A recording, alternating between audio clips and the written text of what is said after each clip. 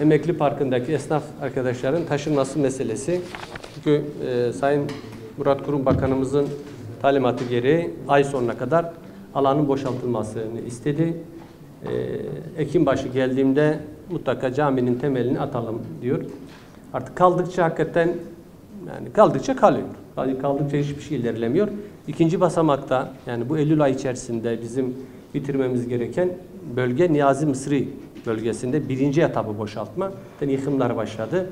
Onlarla ilgili de bir çalışma yaptık. Çevre Şehircilik, Büyükşehir yetkili arkadaşlarımızla bir iki defa toplantı yaptık. Oradaki arkadaşlarımız da Kız Lisesi'nin bahçesine taşımayı düşünüyoruz. Kız Lisesi'nin bahçesinde 45 konteynerin yerleşeceği kadar geniş bir alan vardır. Şu anda otopark olarak kullanılıyor. Okul tadilata ihtiyacı var. Onun için oran süreci uzayacak. En yakın bölge, o emeksiz esnafını, açılış merkezi civarındaki emeksiz esnafı en yakın taşıyacağımız yer Kız Lisesi'nin bahçesi. İnşallah onları Eylül ayı içerisinde oraya taşıyacağız. Birinci sırada da Emekli Parkı'ndaki esnaf kardeşlerimiz 98 tane konteyner var.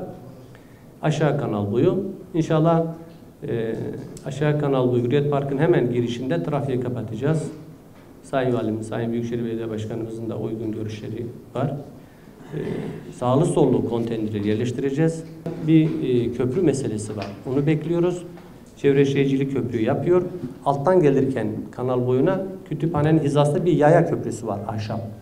Burada bir çelik köprü inşası olacak ki yani Allah vermesin bir yangın şudur budur kütüphane bölgesinde geçişte problem olmasın diye köprü montesi yapılıyor. İnşallah hafta sonu herhalde inşallah bir gecikme olmasa köprüyü yerleştirecekler. Köprü yerleştirdikten sonra hemen hızla trafiği kapatacağız. Dubalara falan biz temizleyeceğiz. Ara seyahat ve alışveriş için boş kalacak. Trafiğin aktığı alan. Sağlı sollu da konteyneri yerleştireceğiz. Sol cenahtan da sırtını kanala verip Hürriyet Parkı tarafına bakacak şekilde Emekli Parkı esnafları arkadaşları yerleştireceğiz. Önümüzdeki 1,5 sene ticaretin en temiz canlı yürüyeceği aks burası olacak. Kernek Meydanı'ndan Eski Malatya Kavşağı'na kadar ki bir güzergah, yıkımın olmadığı, inşaatın olmadığı, toz toprağın olmadığı herhalde tek güzergah burası kalacak. Çok kısa sürede Fuzuli Caddesi'nin sağında alan boşaltılması başlanacak.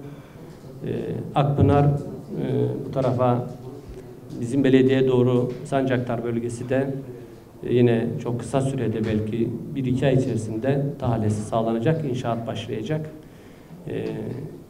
Ondan sonraki etapta İnönü Caddesi'ne başlanacak kıymetli arkadaşlar. Belki oradaki Akpınar'daki arkadaşları o Sancaktar bölgesini belki bir aralarda boşluk bulabiliriz. Çevre yolda bulabiliriz. En kötü senaryomuz Cezmi Kartay Kışla arasında açık otopark vardı Büyükşehir'in. Açık otoparkta yine bir 40'a yakın konteyner sığabiliyor. Orayı değerlendireceğiz. Esnafları oraya taşıyacağız.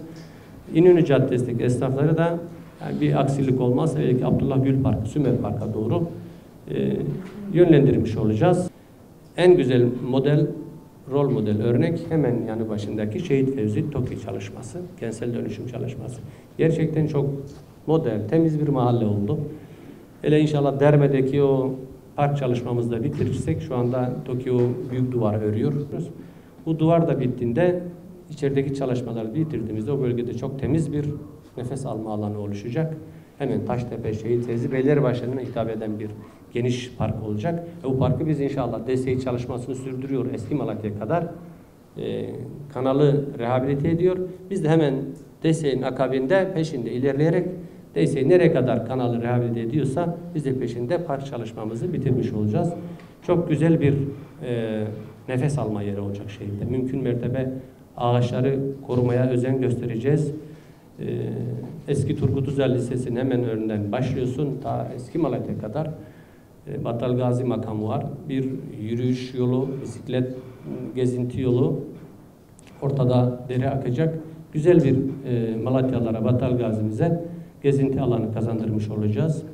Orada Şehit Fevzi 2. etap çalışması hızlı gidiyor. Konteynere ihtiyaç duyulacak. Hem Taştepe bölgesi hem Şehit Fevzi 2. etapta 20'ye yakın konteyner ihtiyacı var. Şimdi bazı vatandaşlarımız hasta, yaşlı, engelli. Hani gideyim, ev bulayım, ev tutayım, taşınayım, buna mecali yok. Eski halk binasını devlet kamulaştırdı. Eski garajı kamulaştırdı. İnşallah hemen bu belediyemizin ön tarafı 30 dönümlük Malatya Girişim Grubu'ndu. Bakan Bey hızlı bir şekilde orayı bitirdi. Çok modern bir çalışma olacak. AVM'si, otelleri, Bakan Bey'in kafasındaki şey dedik, otelleri taşıyalım. Şimdi burada 30 dönüm devasa bir yerde 6 AVM, 6 otopark, modern otel. O zaman kıymetli arkadaşlar, ikinci oturumu 9 Eylül Pazartesi yine saat 2.30. Orada artık Ekim ayı oturumunu belirleyelim. Evet arkadaşlar, teşekkür ederim.